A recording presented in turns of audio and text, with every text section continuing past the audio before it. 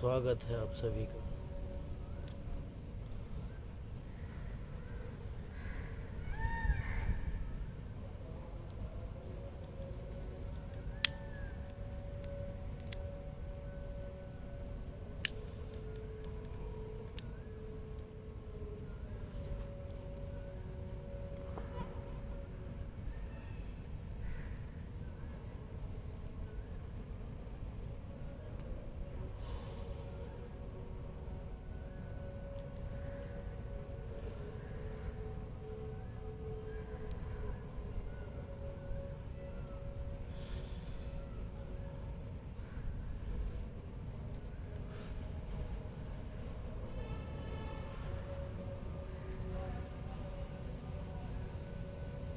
प्रेम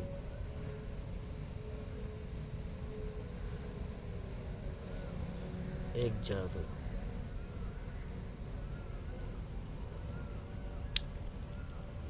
सबसे ताकतवर जादू।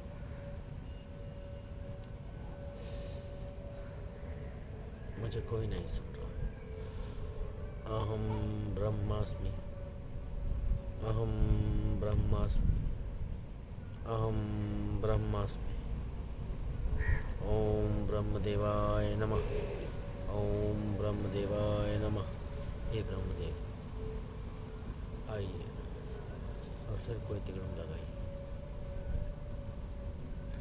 देवों के देव ब्रह्मदेव, जिसकी पूजा स्वयं शिव करते हैं।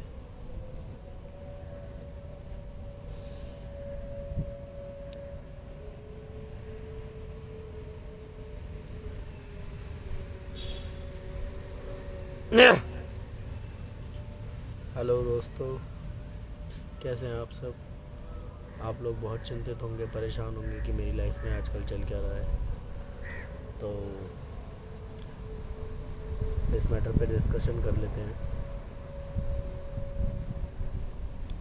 मेरे जानने वाले, मेरे चाहने वाले परेशान हो रहे हैं, चल क्या रहा है।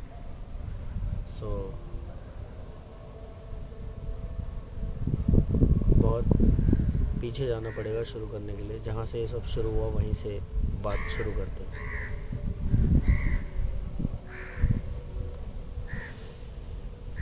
कहानी की शुरुआत हुई सन 2012 में। एक लड़की, मैं शूट पे गया था, फ़ोटो शूट पे, तो वहाँ पे मिली। 3 बहनें थी वो। उसमें से सबसे छोटी वाली ने मेरा नंबर मंगवाया और मेरे से रिलेशनशिप में मेरे साथ आ गई। उस टाइम वो 9th क्लास में थी और मैं फर्स्ट ईयर में।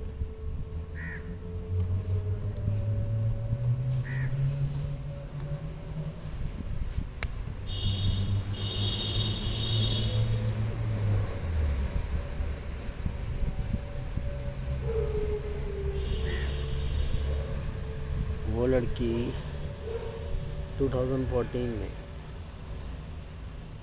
मतलब मैं थोड़ा सा उन दिनों बचपने वाला, बचकाने दिमाग का था, तो रिलेशनशिप मेरे लिए मजाक हुआ करते थे।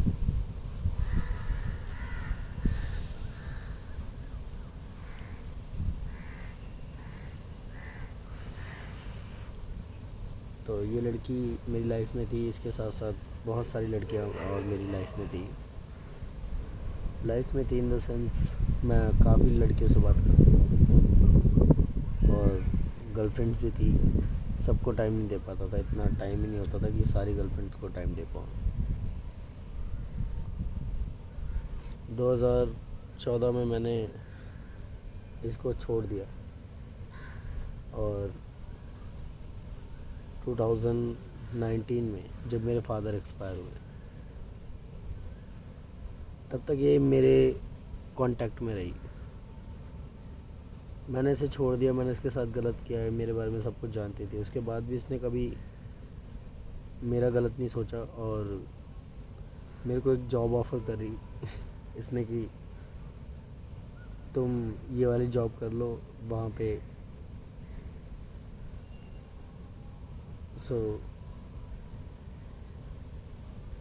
मेरा दिल इस पर पिघल गया। मेरे को इस पे तरस आ गया। मतलब ये भी काफ़ी गरीब घर की लड़की है और इसकी फैमिली ने भी बहुत दुख देखे।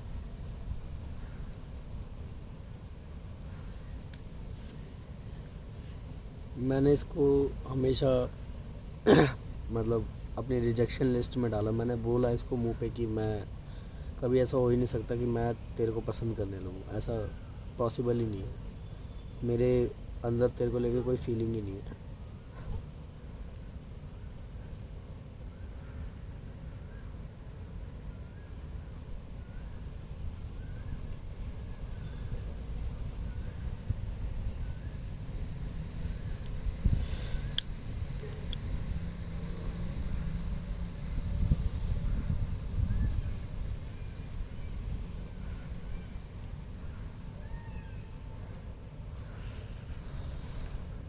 उसके बाद भी इस लड़की के वर्ड्स ये थे कि मैं सिर्फ तुमसे ही प्यार करती हूँ, मैं तुमसे शादी करूँगी और मैं चाहती हूँ कि मैं मरूँ तो तुम मेरी चिता को अग्नि दो। एक तरीके से इसने मुझे मन में अपना पति मान लिया था।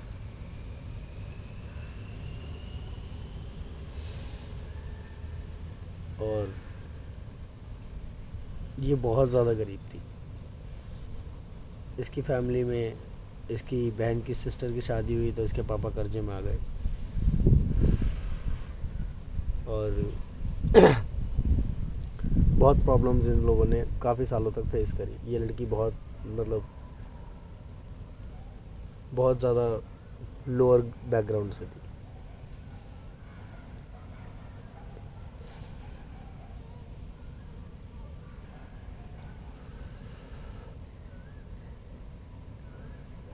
तो 2016-17 की बात है। ये मेरे को कॉल करके मेरे से बातें करती रहती थी। इसने कभी मेरे को छोड़ा ही नहीं। ये हमेशा मेरा नंबर डायल करती थी। मैं इसे उल्टा सीधा बोलता था और ये फिर भी कॉल कट नहीं करती थी। जब इसे कहता था तब ये कॉल करती थी। मेरे को कभी इसका नंबर डायल करने की ज़रूरत नहीं पड़ी आज तक। इसने खुद मेरा नंबर डायल किया पूरी ज़िंदगी। मतलब इनकमिंग ही है इसकी तरफ से मेरे पास, आउटगोइंग 2019 में जब मैंने इसे एक्सेप्ट किया उसके बाद से आउटगोइंग कॉल्स है। अदरवाइज़ 2019 तक आउटगोइंग कॉल ही नहीं है।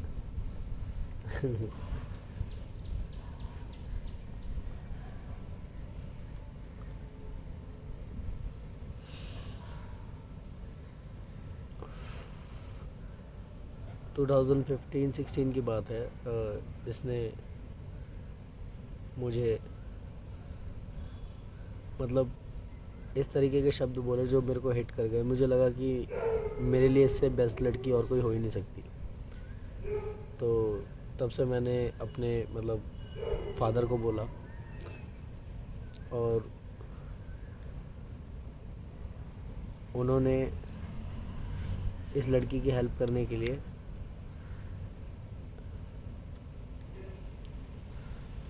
इनके अकाउंटों में पैसे डलवाना शुरू कर दिए, अलग अलग नंबरों से, अलग अलग लोगों से, बिना किसी वजह के।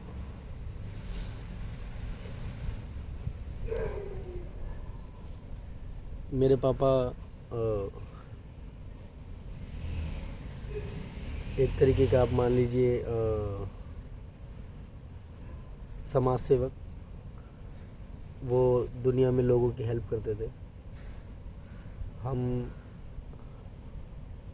चित्तौड़ के राजघराने के मतलब हम सूर्यवंशी हैं। जितने भी सूर्यवंश में पैदा हुए उनमें से हम भी एक हैं।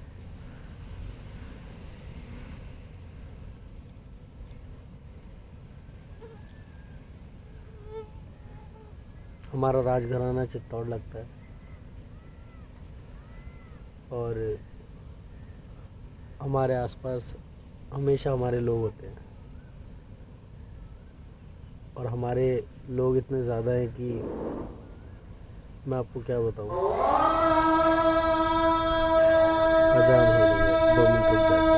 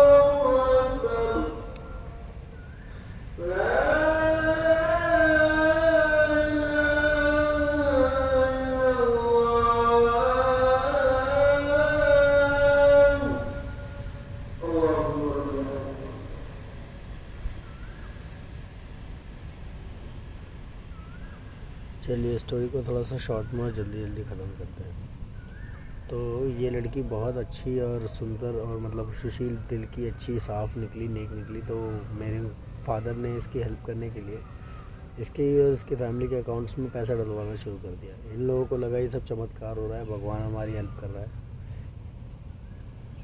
और ये आज तक यही भ्रम समझते आ रहे हैं कि इनके साथ भगवान है और भगवान इनकी हेल्प कर रहा है। तो हमने इनका कभी भ्रम नहीं तोड़ा। इनको ये नहीं पता होता कि इनके अकाउंट में पैसे आ कहाँ से रहे, पर वो सारे लोग हमारे ही हैं जिन्होंने इनके अकाउंटों में पैसे भेजे हैं। हम रजवाड़े से हैं। हमारे लोग देश विदेश, भारत में अलग अलग जगह, बहुत सारी जगह अच्छी अच्छी पोजीशनों पे, पोस्टों पे बैठे हुए हैं। मतलब आप समझ लीजिए हम पूरी भारत सरकार है। इसीलिए बीते दिनों में मैंने बड़े बड़े अफसरों को और नेता मंत्रियों को गाली बकी, ताकि आप लोग कानून को समझ पाएँ और थोड़ा सा सीख पाएँ कि कानून कैसे काम करता है। अगर कानून कानून को तोड़ता है तो फिर आप भी कानून को तोड़ सकते हैं, बस आपके पास एविडेंस होना चाहिए।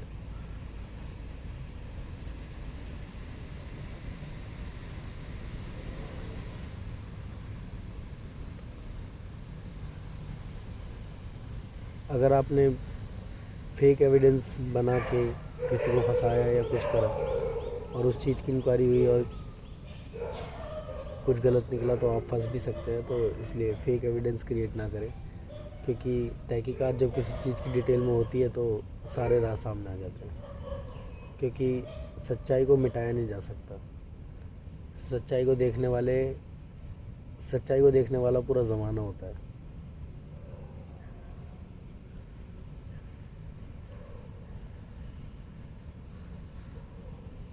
तो वहीं पे पहुंचते हैं वापस इस लड़की पे। 2019 पे आते हैं। तो इसके पास पैसे आने लगे, ये लोग अच्छे से बढ़िया से रहने लगे, इनका लाइफस्टाइल अच्छा हो गया, सब कुछ अच्छा हो गया। इसने कहीं रेफरेंस लगा के किसी को बोल के मेरी जॉब लगवाई। मैंने इसकी पूरी फैमिली की हेल्प करी। इसकी बहन की जहाँ शादी हुई थी वहाँ पे भी, और इसकी बहन के ट्रीटमेंट के लिए भी पैसा भिजवाया, सब चीज़ करवाई। और इनके बेबी को प्रॉब्लम हो रही थी इनकी सिस्टर की, तो वो भी सब सॉल्व हो गया मैटर। हमेशा मतलब हर तरीके से मैंने इसकी मदद करी। पर छुप के, कभी से पता नहीं लगने दिया कि इस चीज़ के पीछे मैं हूँ। ये मेरे को त्रिलोकपुरी का मवाली और गुंडाई समझती है।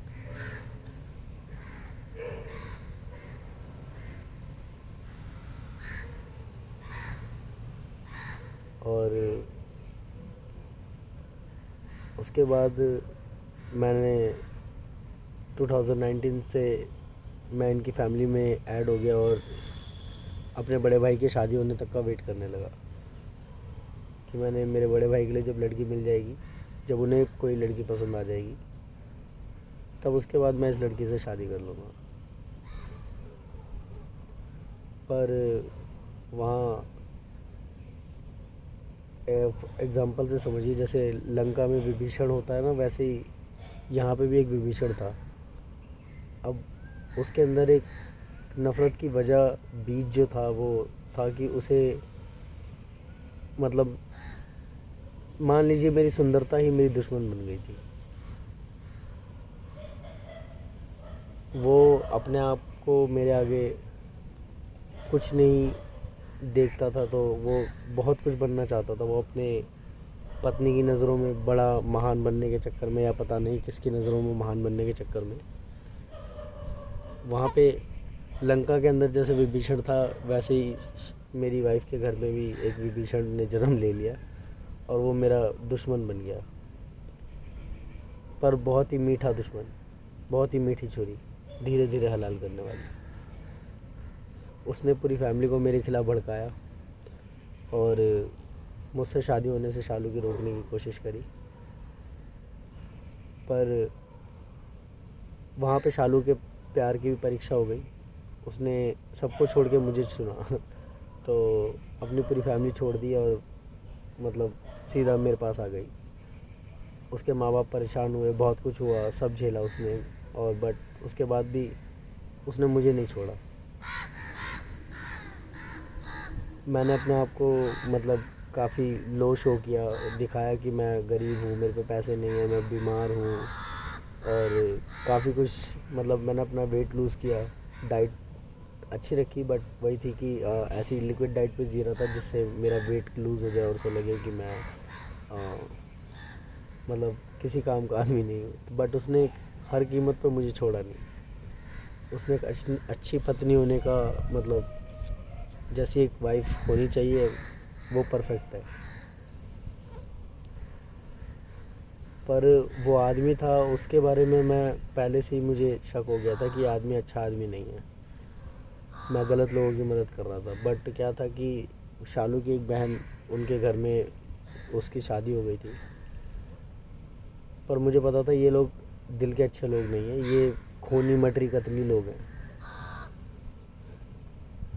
और ये साबित करते करते, या मान लीजिए अपने आप साबित हो गया कि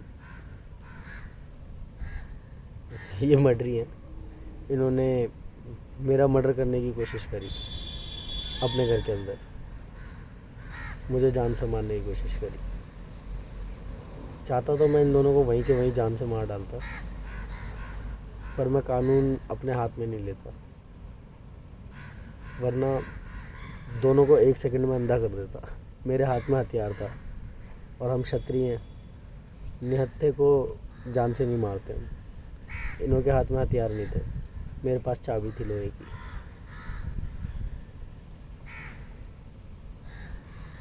और वहाँ पे दो औरत थी जिनकी मांग में सिंदूर भरा हुआ था, और दोनों उनकी बीवियाँ थी और एक उनकी माँ खड़ी थी। तो मैं किसी की कोख पे और किसी के सिंदूर को मिटा दूँ, ये पाप करूँ, क्षत्रिय धर्म के खिलाफ है। ऐसा राम को मानने वाले मानते हैं। जो राम को मानता है वो राम के नियमों को भी मानता है। मैं क्षत्रिय हूँ, मैं राज धर्म को निभाता हूँ।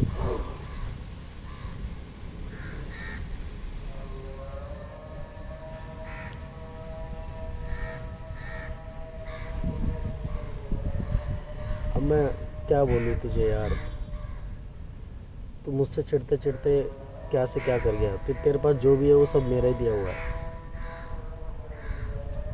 अब तू शालू को मेरे खिलाफ़ रोज़ भड़काता है। तू चाहता है वो मुझे डिवोर्स दे दे, मेरी उसकी लड़ाई करवाता है।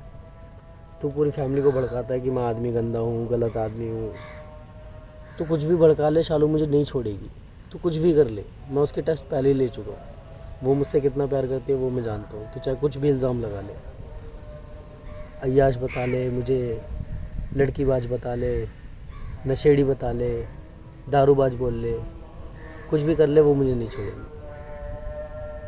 पर मैं चाहूँ तो तुझे एक रात में सड़क पे ला सकता हूँ। जो पैसा मैं भेजता हूँ ना डेली, उसे बस भेजना बंद कर दो। तेरे अकाउंट में जो हराम का पैसा आता है ना, वो हराम का नहीं है, वो मेरा दिया हुआ है। और मैं चाहूँ तो तुझे अपने ही, जो तूने मेरे पे अटैम्प्ट किया था मर्डर, उसी में धारा 302 के तहत तेरे को अंदर करवा देता। पर मैं भी शालू की फैमिली का पार्ट है तू। बस वहाँ पे जो 3 औरतें थी ना, उन 3 औरतों के चक्कर में तुझे छोड़ दिया। एक मौका और दे दिया, ज़िंदगी बख्श दी मैंने, तेरी जान बख्श दी। तुम दोनों भाइयों को सच में दूसरा सेकंड नहीं लगता, तुम दोनों अंधे हो चुके होते। और तुम्हें पता होगा मैंने तुम्हें डराया भी था कि मैं मार सकता हूँ, मार नहीं रहा हूँ। मेरे मेडिकल में साफ साफ तुम्हारे मेरे को जान से मारने के अटैम्प्ट के रिकॉर्ड्स मैंने इकट्ठे कर रखे। चाहो तो तुम्हें 302 लगवा के अंदर करवा सकता हूँ मैं, पर मैं वही करूँगा जो तुम लोगों की माताएं और बीवियाँ कहेंगी। अगर वो कहेंगी माफ़ करने को तो मैं तुम दोनों को माफ़ भी कर दूँगा, क्योंकि अब तुम रिश्तेदार लगते हो ना हमारे समझाने से तुम्हारा रिश्ता है ना। चाहूँ तो तुझे 420 में भी फंसा सकता हूँ मैं। तेरे ऊपर इनकम टैक्स की रेट डालनी है कि तेरे पे पैसा आता कहाँ से, अपनी इनकम शो कर तू दिखाई नहीं पाएगा और तू ये बोलेगा कि मेरे पे भगवान खाटू श्याम की कृपा है। जैसे तुम लोगों को चूतियों को आज तक लगता है कि भगवान तुम्हारे अकाउंट में पैसा डाल रहा है इतने दिनों से कि तुम्हारे पास पैसे ही ख़त्म नहीं होता, जितना मर्जी उड़ा लो। ये तुम्हारी भूल है चूतियों।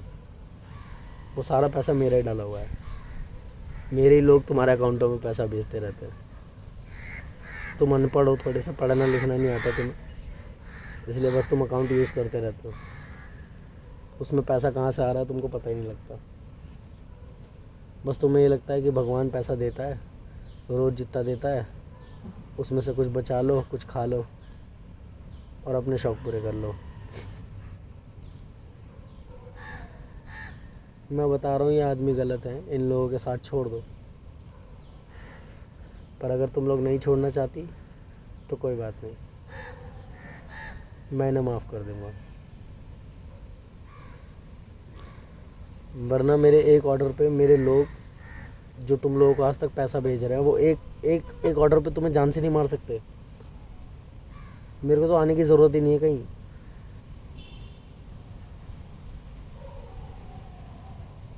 अरे यार एक बार मेरा बैकग्राउंड चेक तो करवाओ, मैं हूँ कौन। तुम्हें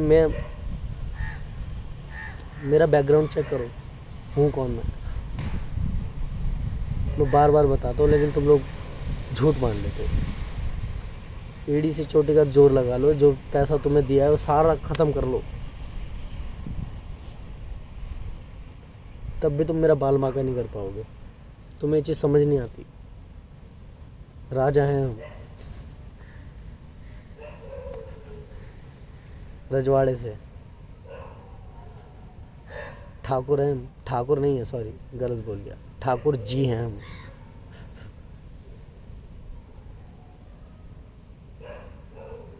ये जो भारत सरकार चल रही है ना, ये मंदिरों के चंदे से चल रही है। और ठाकुर जी के आदेश पे ना ये दुनिया मंदिरों में चंदा देना भी बंद कर सकती है। और तुम बोलो तो मैं तुम्हें करोड़पति होके दिखाऊं, सारा चंदा अपने अकाउंट में दिलवा लूं। हम कल भी राजा थे, आज भी राजा हैं और हमेशा राजा रहेंगे। हम क्षत्रियता के नियमों को निभाने से क्षत्रिय बनता है आदमी।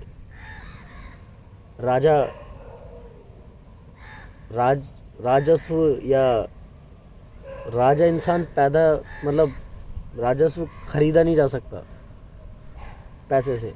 राजा जो है वो होता है जो दिलों पे राज करे। राजा लोग दिल से माने, जिसे कि हुकूमत और सत्ता अगर इसके हाथों में होगी तो सुरक्षित महसूस होता है। जैसे मोदी के होते हुए सुरक्षित महसूस होता है, ऐसा लगता है जैसे भारत सेफ है, सुरक्षित है, घर में शांति से आराम से लेटो। बेशक पाकिस्तान बॉर्डर पर खड़ा हुआ है जान से मारने के लिए, लेकिन फिर भी आराम से लेटो, कोई दिक्कत नहीं है, सो जाओ, मोदी जी सब संभाल लेंगे।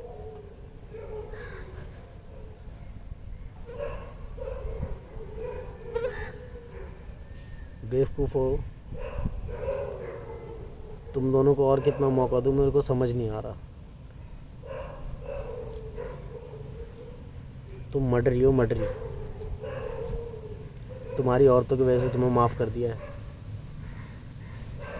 वरना इस टाइम तुम स्वयं राजा जी के दंड के शिकार हो जाते।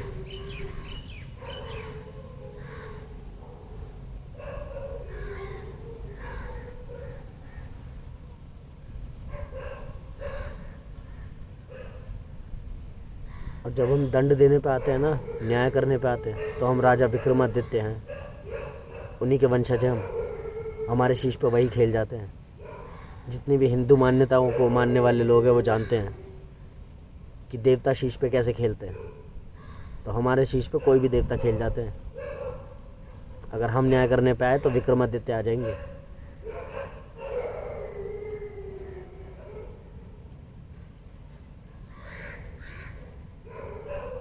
आखिरी मौका, आखिरी चेतावनी। अब की बार शालू को मेरे खिलाफ भड़काया तो तुम दोनों को भूखा प्यासा मार दूंगा, सड़क पे ला दूंगा, रेड पड़वा दूंगा घर पे। पैसों का हिसाब देना। हमसे मांगो पैसों का हिसाब, हम दे देंगे। हम रजवाड़े से हैं।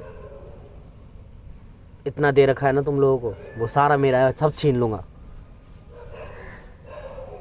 तुम कहो तो असली बिल हम दिखाएं, जो सोना चांदी तुम्हें दे रखा है हमने।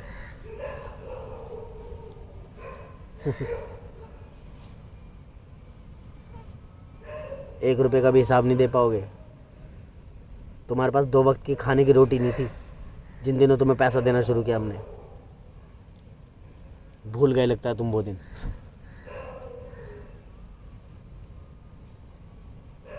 जी तो करता है तुम दोनों भाइयों को उल्टा लटका के बेल्टों से मारूं, खाल उतार दो तुम्हारी। मर्डर करने चले हो मेरा, जान से मारने हैं। किसी से ऐसी जलन जो इंसान तुम्हारे साथ कभी गलत बदतमीजी से बात तक नहीं करी मैंने, तब भी ऐसी जलन।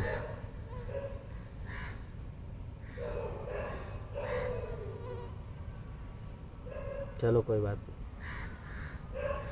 तुमने अपना कर लिया। अब अगर तुम दोबारा मैदान में उतरे तो अब मैं तुम्हारी माँ को हाथ जोड़ के माफ़ी मांग लूँगा तुम दोनों की मौत के लिए।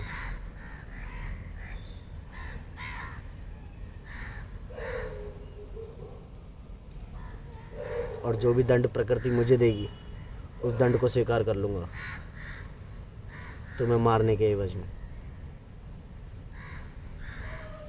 और मुझे आना नहीं पड़ेगा, भारत सरकार से तुम्हें मरवा दूँगा मैं, फांसी की सज़ा दिलवाऊँगा।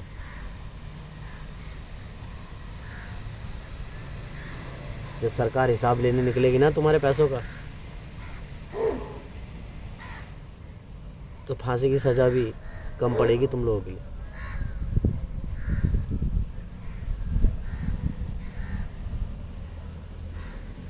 Good bye.